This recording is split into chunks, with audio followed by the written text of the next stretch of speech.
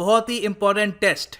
आपको सिंपली जाना है वीडियो के डिस्क्रिप्शन बॉक्स में, यहाँ पे पीडीएफ लिंक के नीचे आपको मिलेगा अनअकैडमी प्लेज, और ये क्लिक कर दो, आपके सामने खुलेगा ये लिंक। अगर आपसे पूछते हैं एक इनवाइट कोड के लिए तो कोड डाल देना PD10 और आप एनरोल हो जाओगे इस टेस्ट सीरीज में एब्सोल्युटली फ्री। जो भी क्वेश्चंस हमने पिछले 3 दिनों में डिस्कस किए हैं उसी का टेस्ट मिलेगा आज आपको 10 बजे।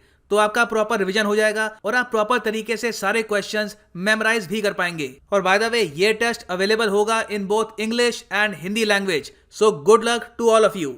सो शुरुआत करते हैं। बहुत ही ज्यादा इंपॉर्टेंट क्वेश्चन आपके सामने। केंद्रीय पर्यावरण मंत्री प्रकाश जावड़ेकर द्वारा हाल ही में जारी state of leopards in India 2018 report के हिसाब से भारत में तेंदुओं की जनसंख्या में कितनी बढ़ोतरी हुई है?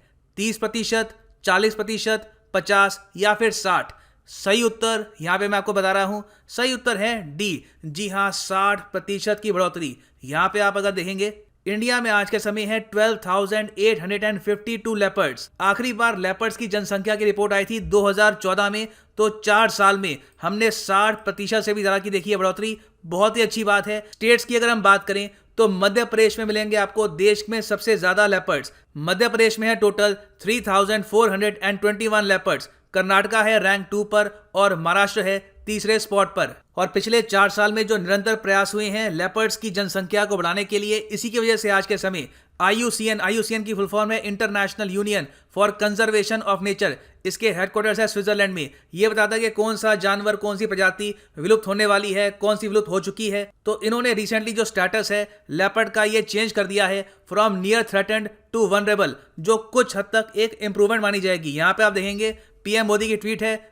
लॉयंस के बाद, टाइगर्स के बाद अब लेपर्ड की जो जनसंख्या है इंडिया में यह भी बढ़ रही है। तो मैं कहूंगा बहुत ही इंपॉर्टेंट क्वेश्चन है। चाहे आप SSC, बैंक, किसी भी एग्जाम के आप अगर एस्पिरेंट हो, it is very important. Make sure to remember this. आगे बढ़ते हैं। बहुत अच्छा सवाल आपके सामने। कोविड-19 सभ्यता का संकट और समाधान, इंग्लिश में हो गया crisis of civilisation and solution. ये किताब के ऑथर कौन है ये आपको बताना है। सिंपली ये है आपके सामने ऑप्शंस। सही उत्तर मैं आपको बताने वाला हूं। राइट आंसर है C, Kailash Satyarthi. Nobel peace prize winner Kailash Satyarthi ji ने किताब लिखी है और इस किताब में लिखा गया कि किस तरीके से कोविड-19 से पूरा प्लेनेट उभर सकता है फ्यूचर में। और यहाँ पे आप देख पाएंगे ये है किताब का कवर। और नोबेल पीस पुरस्कार दिया जाता है ओस्लो में। ओस्लो राजधानी है नॉर्वे की। और अगर मान लीजिए कोई व्यक्ति जीतता है नोबेल पुरस्कार इन लिटरेचर, फिजिक्स, मेडिसिन, तो वो पुरस्कार मिलता है स्वीडन की राजधानी स्टॉकहोम में। आगे बढ़ते हैं। हाल ही में ease of doing business ranking समाचार में है, आपको पता होगा कुछ कंट्रीज की रैंक बदली गई है। आपको यह बताना है कि कौन सा अंतरराष्ट्रीय संगठन ease of doing business report को पब्लिश करता है। ये आपके सामने ऑप्शंस हैं। सही उत्तर अब मैं आपको बताने वाला हूं। यहां पर सही उत्तर है A, World Bank. World Bank publish करता है ease of doing business report हर साल। अब रिसेंटली क्या हुआ कि कुछ कंट्रीज ने इनकरेक्ट डेटा सेंड किया था वर्ल्ड बैंक को, तो इसलिए इन्होंने 2018 की जो रिपोर्ट थी ये वापस पुल बैक कर ली और कहा कि कुछ जो कंट्रीज की रैंक है इन्हें हम फिर से एडजस्ट करेंगे लेटेस्ट डेटा के साथ। तो इंडिया के लिए अच्छी बात यह है कि इंडिया का डेटा बिल्कुल ओके था। 2020 में जो हमको रैंक मिली है 63rd, ये कायम है। कई आर्टिकल आपको दिखेंगे वहां पे लिखा है कि इंडिया की रैंक वापस जंप हो गई है, हम लोगों ने फिर से रैंक इंप्रूव कर दिया। नहीं, जो रीसेंट रिपोर्ट थी जिसमें इंडिया की रैंक थी 63, वही रैंक इंडिया की यहां पर कायम रही है। बाकी कंट्रीज हैं चाइना, सऊदी अरेबिया, अजरबैजान, इनकी रैंक में आपको बदलाव देखने को मिलेगा। और ईज ऑफ डूइंग बिजनेस की अगर हम बात करें तो पिछले 4 साल में अगर हम देखें 2014 से आप 6 साल कह सकते हैं, तो इंडिया ने 79 स्पॉट्स का जंप लिया है। और वर्ल्ड बैंक के हेडक्वार्टर्स कहां पर हैं ये भी याद रख लो। वर्ल्ड बैंक के हेडक्वार्टर्स आपको मिलेंगे वॉशिंगटन डीसी में। वॉशिंगटन डीसी राजधानी है USA की। आगे बढ़ते हैं। बहुत ही इंपॉर्टेंट क्वेश्चन आपके सामने। हाल ही में नेशनल ग्रीन ट्राइब्यूनल NGT ने सेटअप किया है एक एक्सपर्ट पैनल को यह पता करने के लिए कि जो फ्लड प्लेन जोन है एक नदी के, वहां पर कितना डैमेज हो रहा है और किस तरीके से हम इस नदी को बचा सकते हैं। तो यहाँ पे आपकी ऑप्शंस है नदियों की। आपको बताना है कि NGT ने किस नदी के संरक्षण के लिए यहाँ पर ये जो पैनल है ये सेटअप किया है। ओके, यहाँ पे जो सही आंसर है ये है महानदी। महानदी प्राइमरली मेजॉरिटी जो इसका पानी है ये बहता है छत्तीसगढ़ और ओडिशा में। यहाँ पे आप अगर देखेंगे रिसेंटली नेशनल ग्रीन ट्राइब्यूनल ने सेटअप किया है एक्सपर्ट पैनल। ये आइडेंटिफाई करेगा फ्लड प्लेन जोन्स को महानदी में। ये इसलिए किया जा रहा है क्योंकि एक नागरिक ने एक यहाँ पर पिटीशन डाली थी, वहां पर यह कहा था कि सरकार चाहती है कि इस नदी के एरिया के आसपास ये लोग बनाए एक सुपर स्पेशलिटी हॉस्पिटल, मगर इस हॉस्पिटल की कंस्ट्रक्शन से आसपास की रिवर का जो फ्लड प्लेन है इसको काफी नुकसान हो सकता है। तो इसलिए ये जो टॉपिक है आज के समय काफी न्यूज में है। यहाँ पे आप देखेंगे आर्टिकल है द हिंदुस्तान टाइम्स का, to save Mahanadi river NGT order setting up expert panel. और महानदी रिवर पे आपको मिलेगा एक बहुत ही फेमस डैम भी, ये डैम है हीराकुड डैम, बहुत ही इंपॉर्टेंट डैम है हीराकुड डैम। और यहाँ पे आप देखेंगे ये कोर्स है महानदी रिवर का और ये बह जाती है बे ऑफ बंगाल में और लेंथ है इस रिवर की 858 किलोमीटर्स। आगे बढ़ते हैं, बहुत ही इंटरेस्टिंग क्वेश्चन है सामने आपके। भारत के राष्ट्रपति ने हाल ही में किंग जॉर्ज मेडिकल यूनिवर्सिटी की जो 16वीं कॉन्वोकेशन है ये वर्चुअली अटेंड करी वीडियो कॉन्फ्रेंसिंग के जरिए। आपको यह बताना है कि जो किंग जॉर्ज मेडिकल यूनिवर्सिटी है, जो बाय द वे पूरे साल न्यूज में रही है, ये कहाँ पर लोकेटेड है? उत्तर प्रदेश में, महाराष्ट्र में, तमिलनाडु में या फिर बिहार में? सही आंसर यहाँ पर है ए, Uttar Pradesh.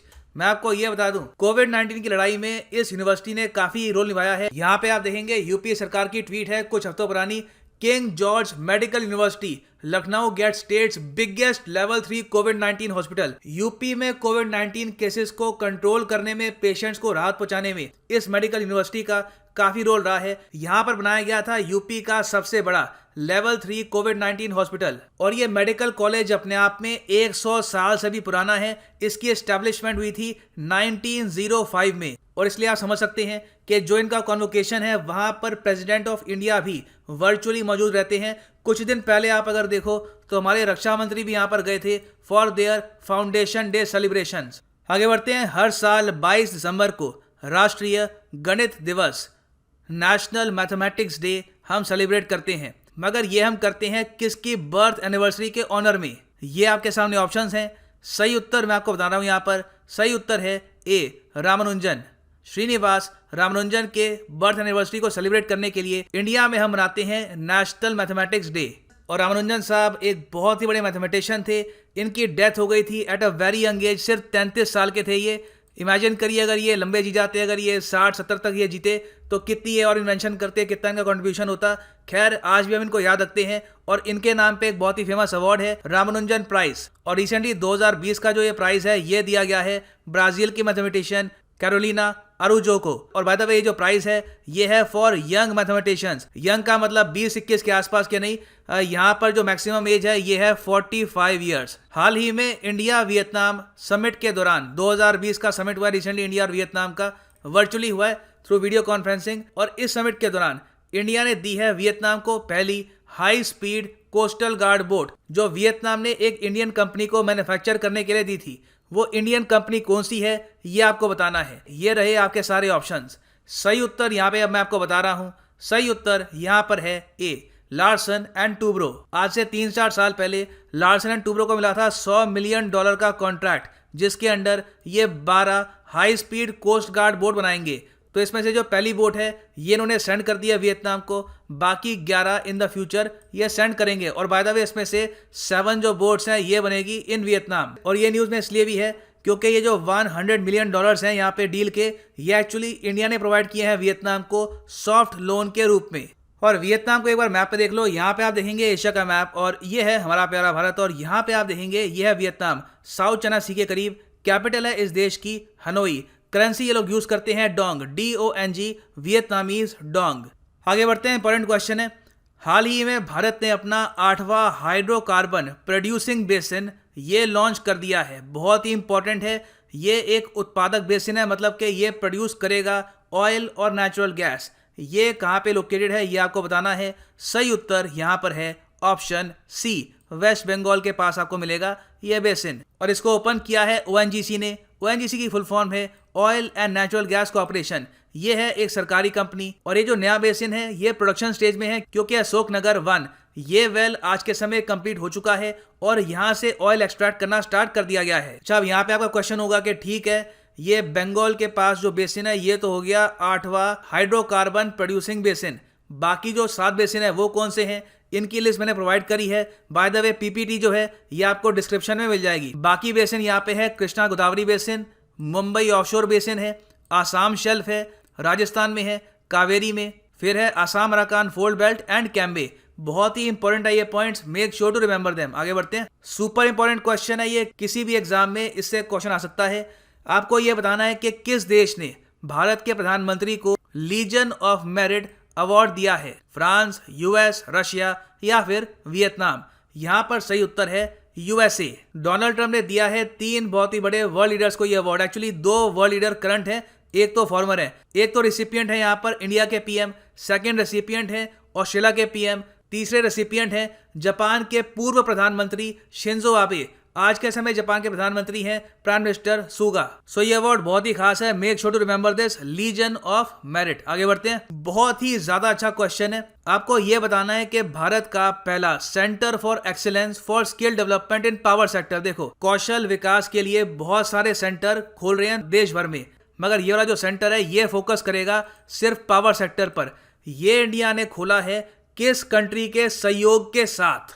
Belgium, Germany, Israel या फिर फ्रांस? सही उत्तर यहां पर है डी, फ्रांस।